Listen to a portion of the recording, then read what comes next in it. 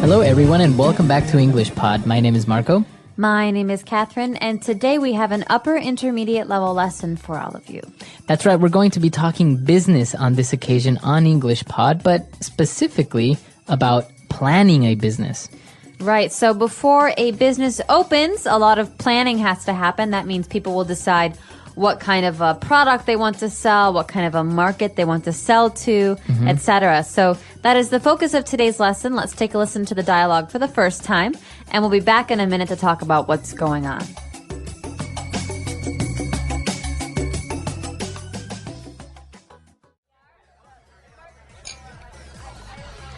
I've had it. I'm done working for a company that is taking me nowhere. So what are you gonna do? Just quit? That's exactly what I'm going to do. I've decided to create my own company. I'm going to write up a business plan, get some investors, and start working for myself. Have you ever written up a business plan before? Well, no. It can't be that hard. I mean, all you have to do is explain your business, how are you going to do things, and that's it, right? You couldn't be more wrong. A well-written business plan will include an executive summary which highlights the idea of the business in 2 pages or less. Then you need to describe your company with information such as what type of legal structure it has, history, etc. Well, that seems easy enough. Wait, there's more. Then you need to introduce and describe your goods or services, what they are and how they're different from competitors. Then comes the hard part, a market analysis. You need to investigate and analyze hundreds of variables. You need to take into consideration socio-economic factors from GDP per capita to how many children on average the population has. All this information is useful so that you can move on to your strategy and implementation stage, where you will describe in detail how you will actually execute your idea. Geez, is that all? Almost. The most important piece of information for your investors will be the financial analysis. Here you will calculate and estimate sales, cash flow, and profits. After all, people will want to know when they will begin to see a return on their investment. I think I'll just stick to my old job and save myself all the hassle of trying to start up a business.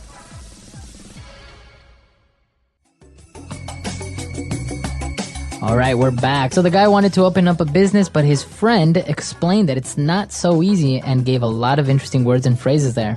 He did. He seemed a little naive, like he didn't really know how much work is involved in opening a business. Exactly. So I think we should take a look at some of the words used on Language Takeaway. Language takeaway. The first word is the heart and soul of the process before you open a business. It's the business plan. All right. So the business plan, as you said, it's a noun, and it's basically a document that explains what's going on in the business. Exactly. It's a paper that you write about the business that you want to open, and it's a plan. So that's what the name says. You have to tell what you will do, how much money you will spend, how much money you will need. Because if you're asking people for money, they want to know where the money will be spent, if it's going to be spent on wise decisions. Exactly. And as you mentioned, so you show this business plan maybe to a bank, but also maybe to an investor. That's right. So investor is our next word. It's another noun, but this noun is a person.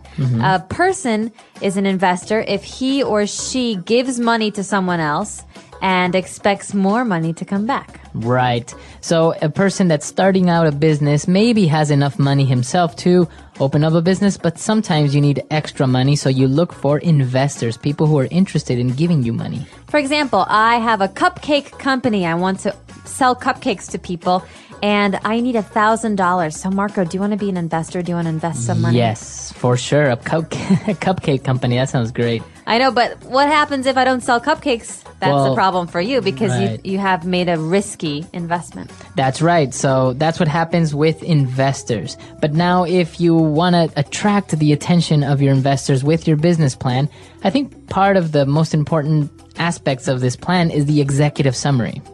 A summary is usually an outline of the important points of a paper or a document. So in this case, I could say, Catherine's Cupcake Company will sell delicious cupcakes of 10 different flavors to the market of 5-year-olds to 55-year-olds. People will love them. She has a great secret recipe, and she plans to triple her investments by next year. Right. That's exactly it. So if an investor reads the executive summary, which shouldn't be more than 2 pages long, you can pretty much get the idea of what the business is about. So if you want more details, you have to read the rest of the business plan, but mainly with the executive summary, you can more or less know what it's all about. Exactly. So a summary, like I said, is something that should be short, and it should give you all of the most important information about something. Exactly. And well, they were talking more in depth about, analyzing things and doing some research. And among those things, the girl mentioned the socioeconomic factors. Okay, when I said we're going to sell cupcakes from my company to people between the ages of 5 and 55, we need to analyze, we need to look at their socioeconomic factors. Socio comes from the word social. It means where in society they are. They're upper class, middle class, or lower class. Economic means how much money do they make? Do they make $10,000 a year or $100,000 a year? And so the kind of people we want to sell my cupcakes to will change according to their socioeconomic factors. That's right. So as you mentioned, socio comes from the word social or from society. So you're analyzing these factors from society. And part of these factors is the GDP per capita. So we have 2 different words there. An acronym, GDP. GDP, gross domestic product. Okay. That might seem confusing because gross means different things at different times. But in this case, domestic means our country. So within a country, all of the products added up together. Right. And gross is basically that. Just all the products added up together without taking into consideration any other things. So the GDP is basically all the goods and services produced in a country within a given time. And what about per capita, though? So per capita comes from Latin. Per means for or each, and capita is a head. So this is per person. Okay. So GDP per capita means how many goods and services are made divided by the number of people in that place. Exactly. So you probably have these indicators in your country or your own language as well. But that's basically it. And the acronym is gross domestic product. And just to explain a little bit, if you see this in Wikipedia or in an encyclopedia, normally a very low GDP per capita is $500 American dollars, and a high one would be 35,000. 35, yeah. And that's usually per year, right? Because that's usually how it's taken into consideration. The time is a year. All right. So those are the words that we have for you on Language Takeaway. Now, why don't we move on to a couple of different phrases on Fluency Builder. Fluency Builder. Okay, so this important first phrase, Marco, has to do with our last first phrase. We had a business plan. So what do? You write up a business plan. Right, and that's a common way of saying to write or to create, to work on a business plan, to write up. Right, so it's something that we say that's very colloquial. It's something that is very spoken, and I can't explain why we say it, but you'll sound very fluent if you say, I'm going to write up a business plan, or why don't you write up a business plan? Right, so it would be correct to say, I'm going to write a business plan, or I have to write a business plan. But if you use this phrase, I'm going to write up a business plan, it's more fluent, right? It's just more native-like. Exactly. All right, and our next phrase is a return on investment. Okay, so earlier we talked about investors. The money that they invest is called an investment. Okay, these words are all very closely related. And when Marco decided to give money to my cupcake Company. business, he expects the money to come back. And he expects more, actually, to come back than what he put in. So that's called a return on investment, the money that's the difference. So if he gives me $1,000 and I give him back $1,500 in a year, he made $500. That's amazing. That means it's a good return on his investment. Right. So that's the term that we use, a return on investment. So you don't say to return on investment, you say a return on investment. Exactly. It's a thing, it's a number, it's a quantity. It's something you can count. Right. And, well, in the end, after seeing that this business plan is not so easy, the guy said, you know what? I'm not going to quit my job and just save myself the hassle. What's the hassle? The hassle. That's an interesting word. So if I'm going to save myself the hassle is like the problem or the hard work that it involves. It's a lot of trouble. A lot of trouble. So I was going to cook some dinner tonight, but I'm going to save myself the hassle of going to the grocery store and buying it and cooking it by just ordering food. Right. So that's a good example. Instead of doing all the work of cooking, you just save yourself the hassle, pick up the phone, and get food delivered to your house. Right. And the word we change here, you can say save myself, save yourself, save his self. So you change that pronoun. The pronoun, exactly. So you can save yourself the hassle, or I'm just going to save myself the hassle. Okay, so that's about it for Fluency Builder. Let's listen to today's dialogue one more time, and we'll be back in a minute to talk about business.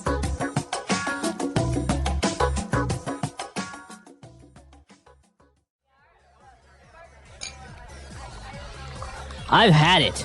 I'm done working for a company that is taking me nowhere. So what are you gonna do? Just quit? That's exactly what I'm going to do.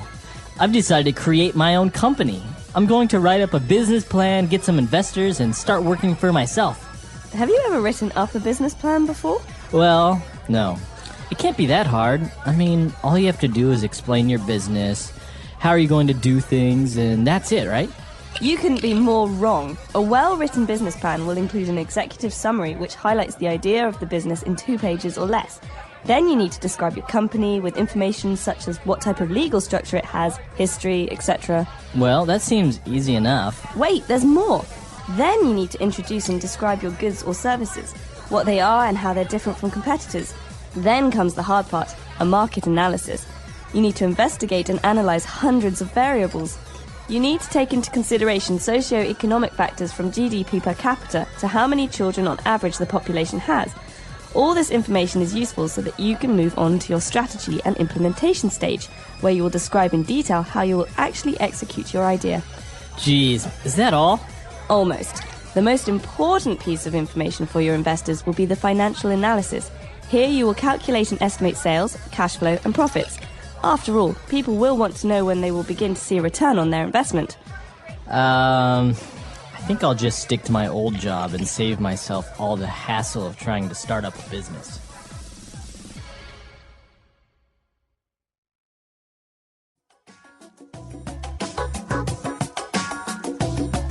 So it was pretty interesting that he wanted to quit his job and just, set up a business. But actually, many people say that business plans are unnecessary.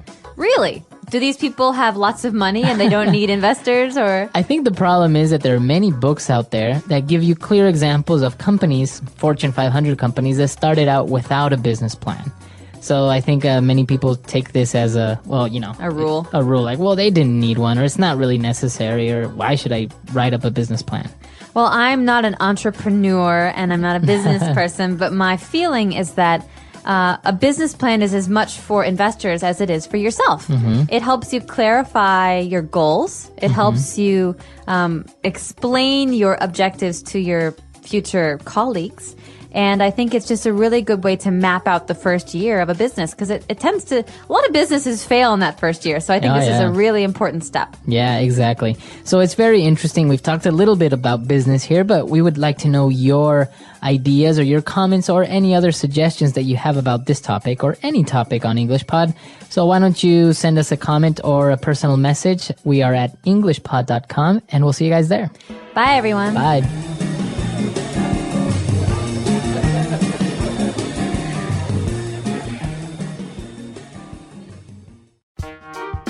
The English Pod Audio Review. Listen to the meaning, then say the vocabulary word. Organization of the business. Legal structure. To put into effect. Carry out. To execute. Report on financial stability and profitability. Financial analysis. Profit made from one's investment. Return on one's investment. A great deal of trouble, difficulty, nuisance. Hassle. Let's try that faster. Profit made from one's investment. Return on one's investment. To put into effect. Carry out. To execute. Report on financial stability and profitability. Financial analysis. A great deal of trouble, difficulty, nuisance. Hassle. Organization of the business. Legal structure. Now say the word and hear it in a sentence. Legal structure.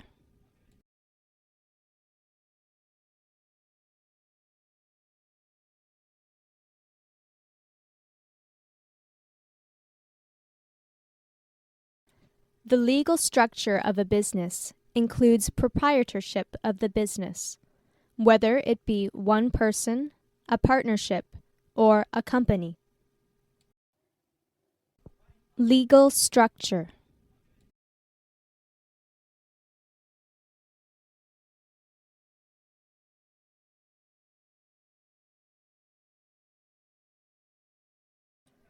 When he wrote up his executive summary and considered the type of legal structure, he decided that he would need to get liability insurance. Legal structure.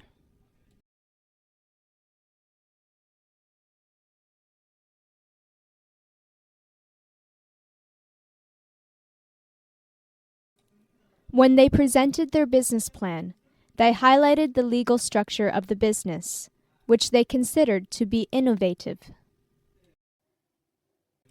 To execute.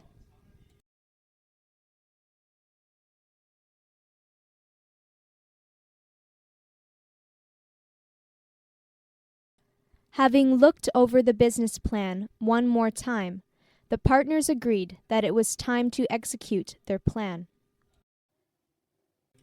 To execute.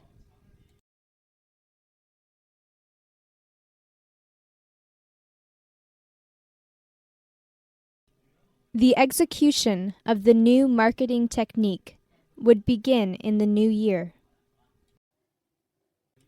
To execute.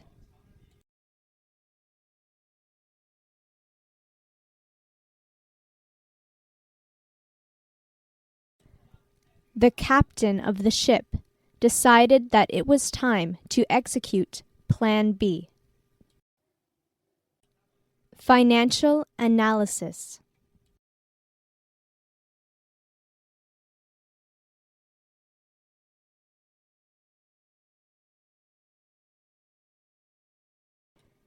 A financial analysis is not only performed when a business is starting up, but also throughout the lifetime of the business. Financial analysis.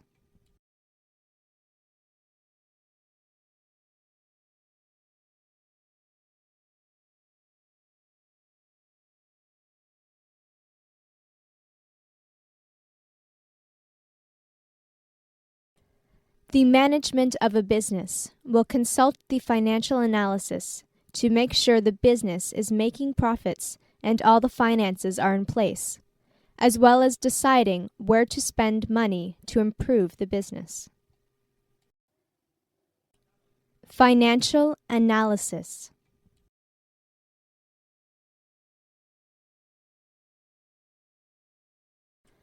When the financial analyst presented his financial analysis, he highlighted that the business was making 10 times the profits it was making at the same time last year. Return on one's investment.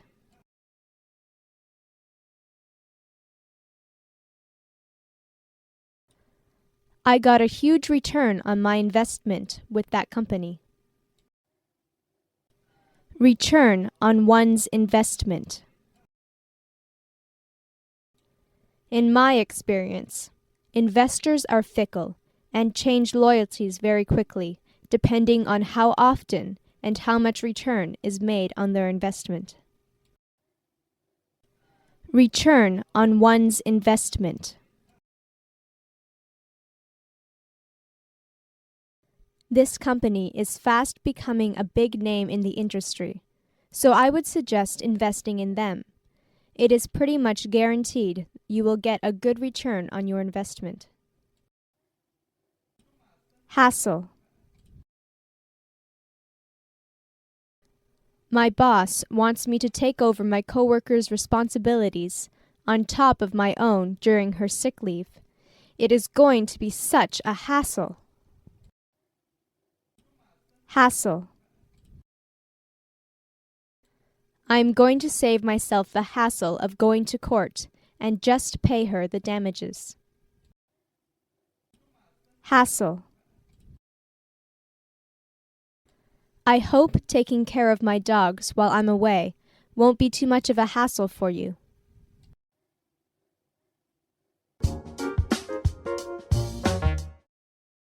Hello, everyone, and welcome to English Pod. My name is Marco. My name is Catherine, and today we have a very romantic dialogue for you. That's right. Today we are at a shop and we are buying jewelry. So, of course, there are many different types of jewelry and stones. So we're going to take a look at all that great stuff. Let's jump into our dialogue and see what's going on.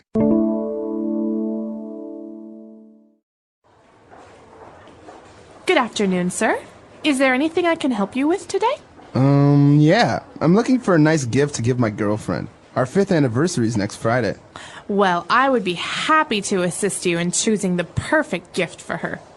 Is there anything in particular that you have in mind? No, not really. I'm completely at a loss. Well, you can give her a set of pearl earrings, or this beautiful heart-shaped pendant. What is her favorite gemstone? That purple one. I'm sorry, I've never bought jewelry for anyone and I'm kind of nervous. Don't worry, we specialize in providing our customers a relaxed, pressure-free shopping environment. That stone is an amethyst. We have a range of beautiful amethyst pieces. Take a look at this bracelet. It's 18-karat rose gold studded with amethyst and blue topaz. It's a great statement piece. Oh, wow. That's really pretty. Jess would love that.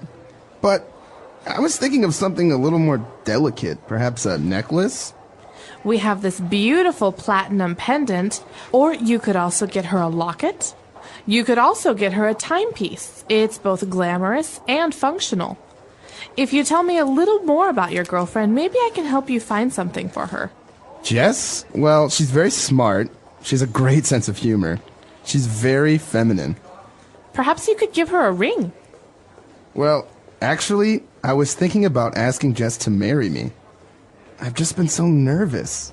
Well, sir, I believe your 5th anniversary is a great time to propose. Okay, I've decided. I'm going to pop the question. Fabulous. We should look at engagement rings then. Now, that's a whole other section. All right, we're back. So now let's take a look at language takeaway. Language takeaway. In language takeaway, we have a lot of jewelry words and terms for you. So let's take a look at some of these. The first one I want to talk about, Marco, is pearl earrings. That's right. The sales assistant offered a set of pearl earrings. So we have earrings that you wear on your ears, right? Usually girls. Yes. But what about pearl? Pearls are a kind of decoration that come from inside an animal. The clam is a sea animal that opens up, and inside there might be a little pearl. It's usually a white or pink, very, very pretty object, and we sometimes put them in earrings or on a necklace. That's right. So a set of pearl earrings are earrings that have this little rock or this little marble-looking thing on it. And, well, he also offered a beautiful heart-shaped pendant. Okay, a pendant is a kind of necklace, and basically a pendant is something that hangs down. So in this case, it's a necklace that might have something on the bottom that hangs down like in the shape of a heart. So that's what heart-shaped means. It means that it has the shape of a heart. Like, for example, you can have a heart-shaped cake. You can also have a heart-shaped face. Okay, very good. So, and of course, the pendant is a little thing that hangs from the necklace. Now, maybe some pendants can also have a gemstone, and that's our next word. So a gemstone is not just a normal stone. It's a beautiful, normally expensive stone. And we often have gemstones that relate to a person's birthday. Right, right. So these come in many different colors and types. The two that we heard about in today's dialogue are purple and blue. That's right. The purple stone that you're talking about is the one that the shop assistant suggested, which is amethyst. Amethyst is a purple stone. It's really, really pretty, and it's sometimes light, sometimes a little bit darker. Depends on the one that you're looking at. But amethyst is a little bit difficult to say, but it's a kind of gemstone. The other one we heard about is called topaz. Okay, a topaz, and this one is blue. So I guess they all look very much like diamonds, but they are different colors. So topaz looks like a blue diamond, kind of. Right, and ruby is red. And ruby is red. Very good. I think there's a black one that's called onyx. Onyx is black, that's right.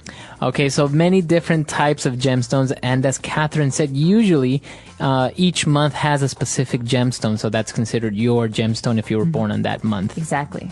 All right. Now, moving on to our next word, we have another type of jewelry that usually hangs from a necklace, just like a pendant, but on this occasion, it's a locket.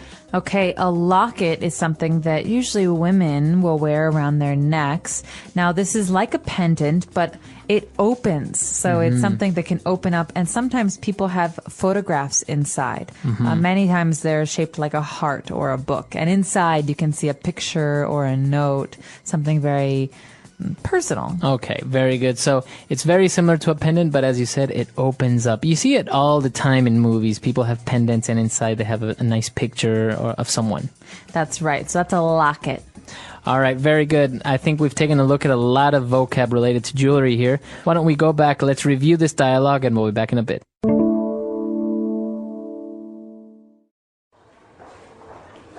Good afternoon, sir. Is there anything I can help you with today? Yeah. I'm looking for a nice gift to give my girlfriend. Our 5th anniversary is next Friday. Well, I would be happy to assist you in choosing the perfect gift for her. Is there anything in particular that you have in mind? No, not really. I'm completely at a loss. Well, you can give her a set of pearl earrings, or this beautiful heart-shaped pendant. What is her favorite gemstone? That purple one. I'm sorry, I've never bought jewelry for anyone, and I'm kind of nervous. Don't worry, we specialize in providing our customers a relaxed, pressure-free shopping environment. That stone is an amethyst.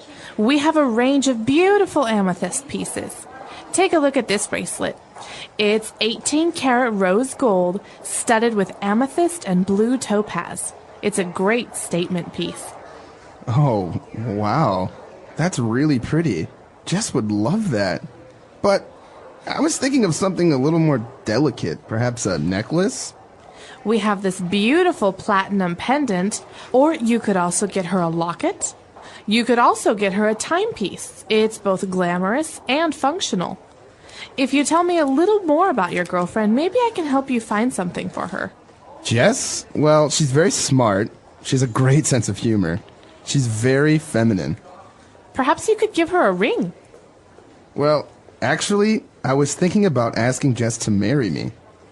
I've just been so nervous. Well, sir, I believe your 5th anniversary is a great time to propose. Okay, I've decided. I'm going to pop the question. Fabulous. We should look at engagement rings then. Now, that's a whole other section. All right, we're back. So now let's take a look at Fluency Builder. Fluency Builder.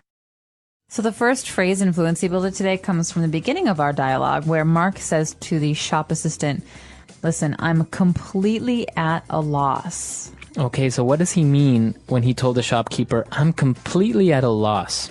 At a loss means I have no idea. I'm really confused. Okay. All right, I need help. So if a teacher asks you a question and you don't know the answer, you can say, I'm sorry, I'm at a loss. I'm at a loss. Or when I see someone and they say, hi, how you doing? They say, oh, I'm so embarrassed. I'm really at a loss. I don't remember your name. Okay, very good. So I'm at a loss. Now, when Mark was describing his girlfriend, Jess, he said, well, she's very smart and has a great sense of humor. Okay, so sense of humor is a characteristic that we give to people. So he has no sense of humor, or she has a great sense of humor. And this means that this person likes to tell jokes and is funny and enjoys a good time, really. So it means that this person is not really that serious or always like angry or unhappy. No, not an overly serious person. It generally means that the person is good at telling jokes and makes you laugh. Okay.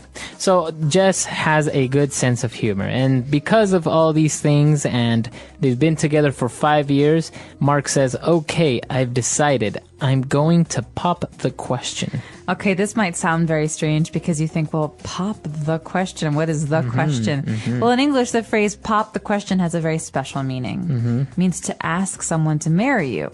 So if I say I'm going to pop the question, that means I'm going to ask someone to marry me. That's right. Or you could say, he popped the question last night. We're engaged. Okay, so that means... He asked me to marry him. Okay, all right. So it's a phrase, to pop the question. So whenever you use it together, you're talking about asking someone to marry you. Exactly.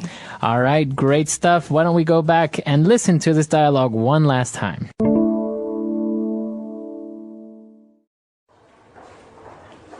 Good afternoon, sir. Is there anything I can help you with today? Yeah. I'm looking for a nice gift to give my girlfriend. Our 5th anniversary is next Friday. Well, I would be happy to assist you in choosing the perfect gift for her. Is there anything in particular that you have in mind? No, not really. I'm completely at a loss. Well, you can give her a set of pearl earrings, or this beautiful heart-shaped pendant. What is her favorite gemstone? That purple one. I'm sorry, I've never bought jewelry for anyone, and I'm kind of nervous. Don't worry, we specialize in providing our customers a relaxed, pressure-free shopping environment. That stone is an amethyst. We have a range of beautiful amethyst pieces. Take a look at this bracelet. It's 18-karat rose gold studded with amethyst and blue topaz. It's a great statement piece. Oh, wow. That's really pretty. Jess would love that. But I was thinking of something a little more delicate, perhaps a necklace? We have this beautiful platinum pendant, or you could also get her a locket. You could also get her a timepiece. It's both glamorous and functional. If you tell me a little more about your girlfriend, maybe I can help you find something for her. Jess? Well, she's very smart. She has a great sense of humor. She's very feminine. Perhaps you could give her a ring. Well, actually, I was thinking about asking Jess to marry me. I've just been so nervous. Well, sir, I believe your 5th anniversary is a great time to propose. Okay, I've decided. I'm going to pop the question. Fabulous. We should look at engagement rings then. Now, that's a whole other section. So talking about jewelry and all of these gemstones, we also took a look at different metal types. We talked about gold, which is, I think, one of the most popular types of metals. That's right. It's kind of like a yellow color. Now, when we talk about gold, we talk about 14 karat, 18 karat, 24 karat, stuff like this. Yeah, so the carat, usually it's abbreviated like a K, 18K, 14K. It means how pure the gold is. Okay, so, and actually they also use it in diamonds. They talk about a diamond that's 1 carat or 2 carats. Right. So in diamonds, it has a different meaning. It actually means how much the diamond weighs. So some engagement rings are half a carat or a carat, and the really, really, really big ones are like 2 carats, and those are very expensive. That's right. And we also saw another metal here, platinum, which is a very nice metal. It looks like silver, but it's stronger. It's much stronger, so you can hit something and it won't leave an impression. It won't change the look of the metal. And this is very popular right now for wedding bands. You know those rings that men and women get after they're married? Many people like to get this silvery looking platinum ring. I've actually seen different types of metals that weren't mentioned in the dialogue, like titanium rings. Titanium is also a very strong metal. Or I can't remember this metal, but it's used on spacecraft, and it's very, very strong, stronger than titanium. I don't know what it is. And they also make rings out of it. But another interesting thing is some people make their own rings, their wedding bands or their wedding rings. I've seen that. It's a very nice thing to do, I think, because it's meaningful. People like to do it together, and then they have these rings that are very special for them. So a person that makes jewelry or makes rings, it's called a jeweler, right? A jeweler. That's right. So I have a friend who is a jeweler. He makes beautiful rings and earrings. Okay. So not only rings, a person that makes jewelry in general can be called a jeweler. Exactly. All right. A very interesting topic, especially for the girls who always love to have rings and diamonds and necklaces. Or the boys. I know some boys really like to get earrings or to have jewelry like I've never ring. really seen too many guys wearing necklaces, though. A lot of guys wear cross necklaces, I've seen. Or rings, not too many rings. I don't think it's a Wedding big rings? thing. But wedding rings, A yeah. lot of American guys wear rings. Oh, yeah? Yeah, I think. Well, not a lot, but some do. So, well, obviously it's popular all around, and of course, we are interested in hearing from you guys. The English Pod Audio Review. Listen to the meaning, then say the vocabulary word. The date on which a romance began. Anniversary. To be thinking of something. Have in mind. Something in the shape of a heart. Heart-shaped. A piece of jewelry that hangs on a chain. Pendant. A stone that can be used in jewelry. Gemstone. A clear purple or bluish purple stone. Amethyst. A piece of jewelry worn on the wrist. Bracelet. Contains 75% gold. 18K. A blue precious stone. Blue topaz. A heavy silver-colored metal. Platinum. A small ornamental case. Locket. Ask a big question. Proposal. Pop the question. Let's try that faster. The date on which a romance began. Anniversary. A small ornamental case.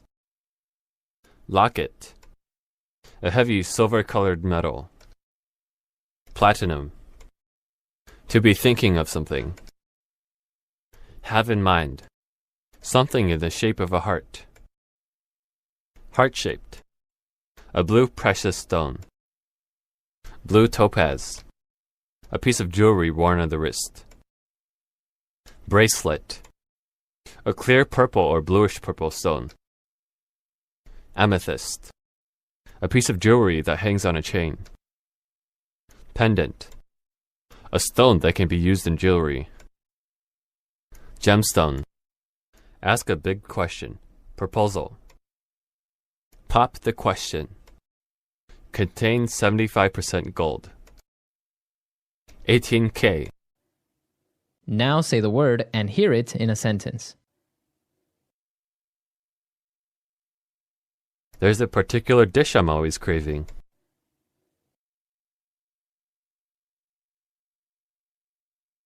I like all of the dresses, but there isn't a particular one I'm in love with.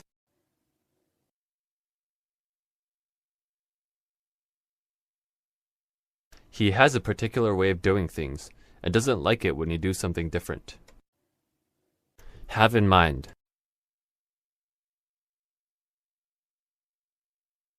I have this Thai restaurant in mind, and I really want to try it. Have in mind. If you're going to get a dress made, it's better to have a style in mind. Have in mind.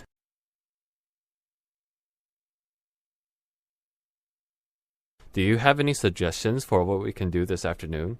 I don't have anything in mind.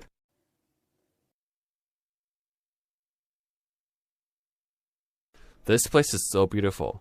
I'm at a loss for what to say.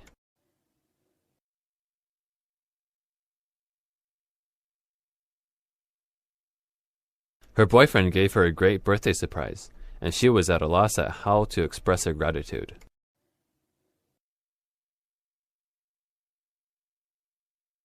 They're so annoying. I'm at a loss at how to describe it.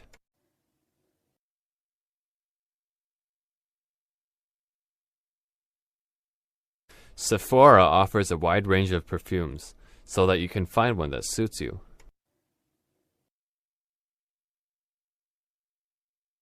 The mall offers a range of formal dresses and suits.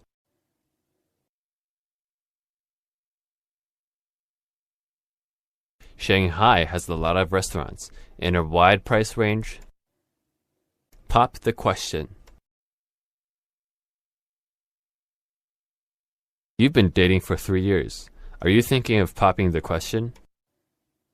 Pop the question. James finally popped the question. Our wedding is next summer. Pop the question. He's very nervous because he's thinking of popping the question tonight. In today's story, we'll uncover 5 powerful lessons about managing money. Lessons you might not learn in school but are crucial for achieving financial success. As we dive into Sam's journey, we'll also learn some new words and see how to use them in sentences. This will help us practice English in a fun and easy way. So, stay with us till the end. Once upon a time, in a bustling little town, there lived a 27-year-old man named Sam. One afternoon, he sat on the side of the road, lost in thought. Despite working hard for 5 years, his life hadn't improved. Sam wondered if there was a way to escape poverty and achieve true wealth. As he strolled by a grand mansion, something compelled him to step past the tall iron gate without permission. Little did he know, this daring act would lead him to a life-changing lesson about money. From afar, he saw an elderly man sitting on a garden bench with a cup of coffee in hand. This man was Mr. Hayes, the mansion's owner, a wealthy but humble and generous soul. Sam approached him, politely apologizing. "I'm sorry for entering without permission, Mr. Hayes." Recognizing Sam, Mr. Hayes was surprised by his sudden visit but welcomed him kindly, curious to know why he had come. Sam took a seat beside Mr. Hayes and began, "Sir, I've worked for 5 years, earning a decent wage, yet my life hasn't changed. I don't splurge, but I just can't seem to get ahead. Do you have any advice on how someone like me could become wealthy?" With a warm smile, Mr. Hayes replied, "Anyone can achieve wealth, Sam, including you." He continued, "I'll share 5 principles about money that you won't learn in school. Follow these carefully, and I assure you, you'll find yourself on the path to financial success." Eagerly, Sam listened as Mr. Hayes began. "The first rule," Mr. Hayes said, "is to spend less than you earn. This is the foundation. If you don't master this, you can't move on to the other steps. For example, if you make $5,000 a month, set aside at least $2,000. If it's $3,000, save $1,000. Avoid expenses that exceed your income, whether loans or gambling. Even with a 6-figure salary, Without this rule, you'll remain in debt. Sam nodded thoughtfully, absorbing each word. Mr. Hayes took a calm sip of his coffee and continued. The second rule is to have an emergency fund. Life is unpredictable. Car repairs, a leaky roof, or even layoffs can happen at any time. Without an emergency fund, you're forced to borrow or sell assets at a loss, which restricts your options and adds stress. Think of it as your safety net, protecting your finances when unexpected events arise. Sam nodded again, appreciating the wisdom in this approach. Let's get to the third lesson, which is investing. Now, people like you might feel unsure about investing in a business or stock since you may not have much knowledge. So, the best investment you can make right now is in yourself. Curious, Sam asked. How, sir? Mr. Hayes continued. Take your skill set, whether it's carpentry, plumbing, or customer service. Invest your time, energy, and money into mastering it further. Learn where your boss sources materials or explore ways to market your services better. Use some of your savings to improve your expertise, attend courses, buy tools, or read relevant books.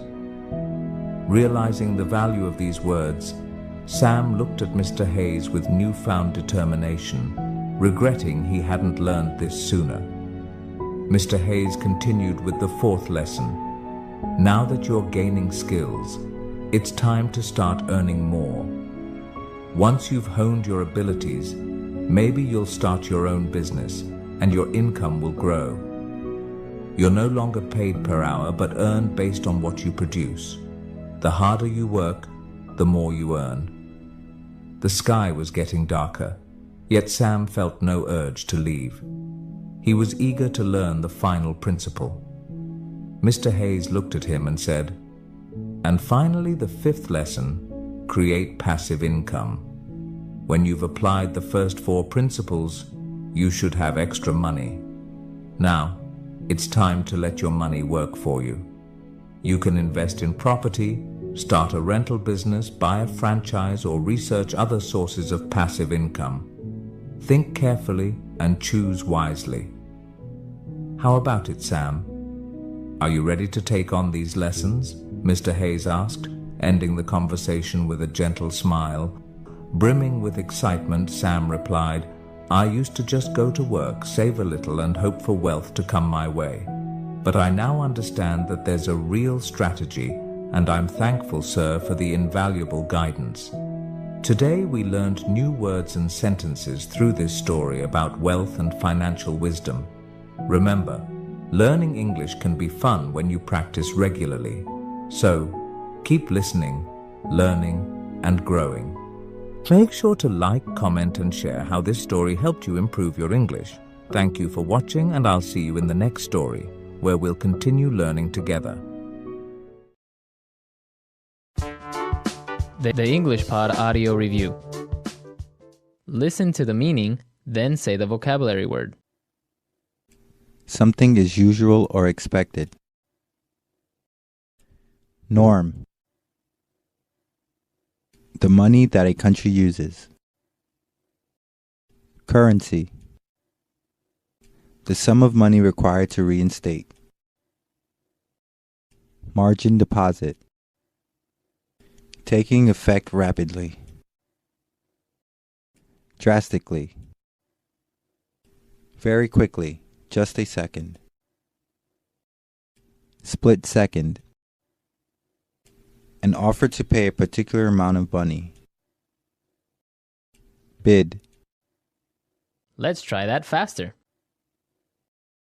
The sum of money required to reinstate. Margin deposit. Something is usual or expected. Norm. Very quickly, just a second. Split second. An offer to pay a particular amount of money. Bid. Taking effect rapidly. Drastically. The money that a country uses. Currency. Now say the word and hear it in a sentence. Norm. What's the norm in this company concerning protocol? Norm. This is the norm, so you'd better get used to it. Norm.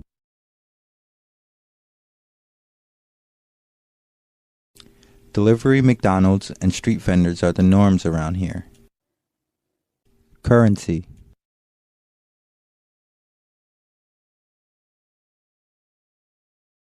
Before I went to France, I had to change some of my Canadian currency into euros. Currency. What's the currency in this country? Currency.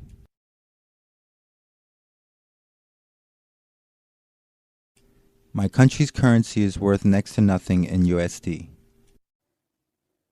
Margin deposit.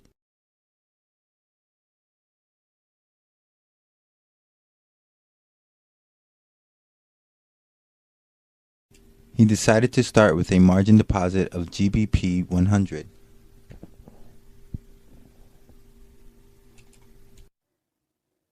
Margin deposit. I can't believe that I can trade with USD 1 million deposit when I've only put in a margin deposit of USD 10,000. Margin deposit. One has to be careful with trading using a margin deposit because the risk of losing more money than one has are high. Split second. The gang members were closing in on me fast, so I made a split-second decision to run instead of fight. Split second.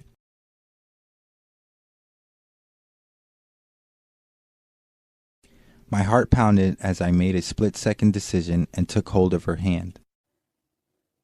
Split second. My split-second decision to try a trick on my bicycle in order to impress my friends didn't end well. Bid.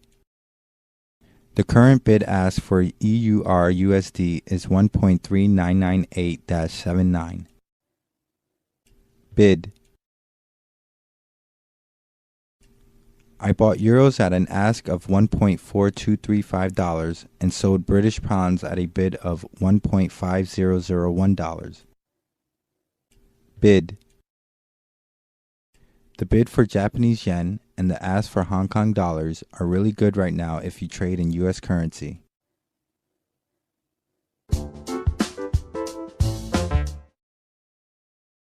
Welcome to the deep dive. We're here to cut through the noise and get straight to the core insights from today's sources. And today's sources are quite, well, unique. We're looking at YouTube transcripts. That's right. One dives into the world of jewelry, gifting, all that. Mm-hmm. And the other, it tackles some really fundamental principles of financial wisdom. So our mission today is basically to pull out the key nuggets from both. Give you a shortcut, really. Yeah, a shortcut to being well-informed on, practical gifting and essential money management. Exactly. You might find some surprising facts, maybe some useful insights you wouldn't get elsewhere. Let's unpack this valuable info. Sounds good. Okay, so let's start with the jewelry source. It sets this scene right. A guy, pretty nervous. Yeah, looking for a 5th anniversary gift for his girlfriend, Jess. And he's described as being completely at a loss. I think we've all been there, haven't we? Just blanking. Oh, definitely. And the source actually defines that phrase, at a loss. It's like, I have no idea. I'm really confused. I need help. Like not knowing an answer or forgetting someone's name, that kind of feeling. Exactly. That total confusion. The source really highlights how stuck you can feel, especially with something so personal. Totally. And that feeling sort of kicks off this whole exploration of jewelry options. Starts with pearl earrings. Right, pearls, described as these decorations from inside sea animals like clams. Usually white or pink, used in earrings, necklaces, classic choice. And then the source makes a point about pendants. Ah, yes. A pendant is just something that hangs down from a necklace. Right? Pretty much. And they gave the example of a heart-shaped pendant, showing how it takes a specific, often symbolic form. Which leads naturally to lockets. Yeah, a similar idea to pendants. But the key thing, the source says, is that they open up. So you can put little photos inside or notes? Exactly. Often heart-shaped or like little books. You see them in movies all the time. Very intimate keepsakes. Makes sense. Then there was the timepiece. Right. Mentioned as being both glamorous and functional. A bit of both worlds. And from there, the conversation shifts towards rings. Specifically because the guy in the source is thinking about popping the question. Which is such a loaded phrase, isn't it? Absolutely. The source points out it has that very special meaning in English, asking someone to marry you. Like, he popped the question last night. Or being nervous because you're planning to do it. Huge moment. Definitely. And popping the question often involves, well, gemstones. Ah, the shiny stuff. So gemstones, beautiful, usually expensive stones, often tied to birthdays. That's the idea of birthstones. And the source lists a few examples. Let's see, amethyst, that's the purple one, right? Can be light or dark. Correct. Then blue topaz, described as looking like a blue diamond. Okay. Ruby is red, obviously. And onyx is black. So each month has its stone. It emphasizes that birthstone connection. It does. And moving on from stones, the source gets into metals and carats. Carats, it's confusing. Huh. Yeah, the source clarified that. For gold, the yellow metal, super popular, it's carats with a K. Right, like 14K, 18K, 24K. Yeah. That tells you how pure the gold is. But then for diamonds... For diamonds, it's carats with a C. And that refers to weight. Half a carat, 1 carat, 2 carats, and as the source notes, pretty expensive. Very expensive. Then there's platinum. Described as really nice, silver-colored, but much stronger than silver. Yeah, that's why it's popular for wedding bands, apparently. It doesn't get marked up or change its look easily. Stands up to wear and tear. A symbol of lasting commitment, I guess. Did it mention others? Briefly, titanium and some unnamed metal used on spacecraft. Strong stuff, but not much detail. Gotcha. So all this crafting involves a jeweler. Yep, defined simply as a person who makes jewelry or rings. An artisan. And the source mentioned this nice trend, couples making their own wedding rings together. Yeah, making them extra special. A shared creation. That's lovely. It ties into another phrase the source explored, have in mind. Right. Just means thinking of something specific. Like, do you have suggestions? I don't have anything in mind. Or, if you're getting a dress made, it helps to have a style in mind. It's about having a clear idea. Makes sense. And finally, on the jewelry side, the description of Jess, the girlfriend. Ah, yeah. Described as very smart, great sense of humor, and very feminine. And that sense of humor part, the source defined it nicely. Not just telling jokes, but being someone who likes to laugh, is funny, enjoys a good time, not too serious. Paints a nice picture. Okay, so that's pretty deep dive into jewelry and gifting. But now, let's switch gears. Right, let's pivot to that second source, the financial wisdom one. This one starts with a story about Sam. Yeah, Sam. He's 27, worked hard for 5 years, but felt like his life hadn't really improved. He wanted out of poverty, he wanted real wealth. And he makes Mr. Hayes. Mr. Hayes. Wealthy guy, owns a mansion, but described as humble, generous.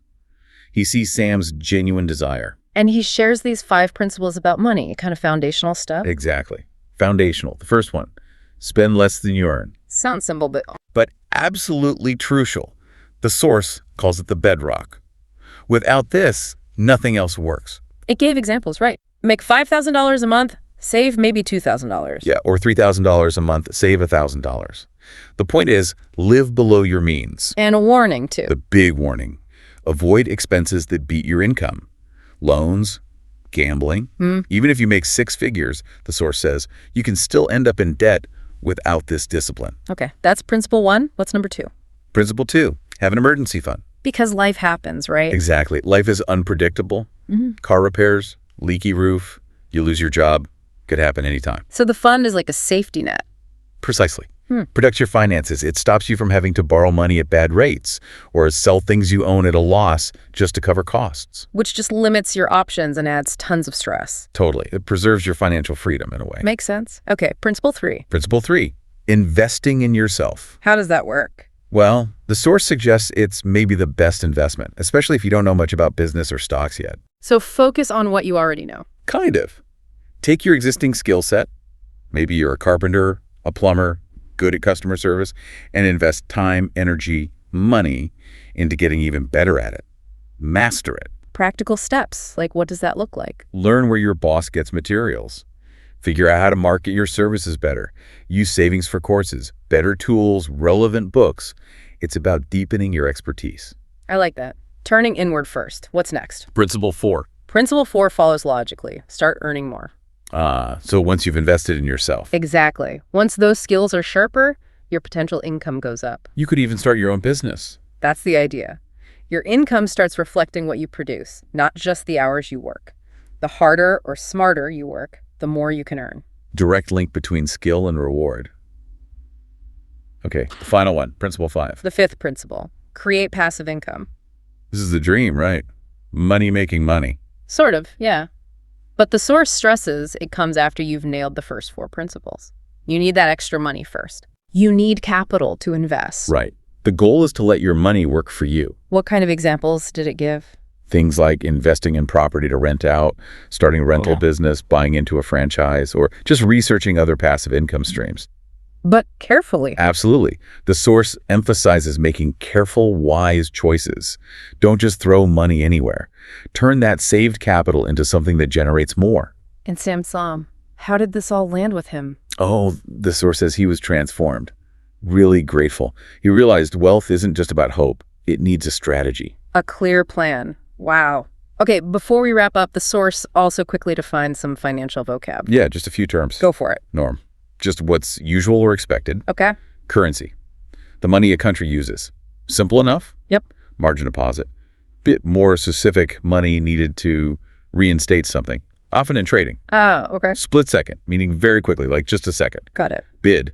An offer to pay a certain amount.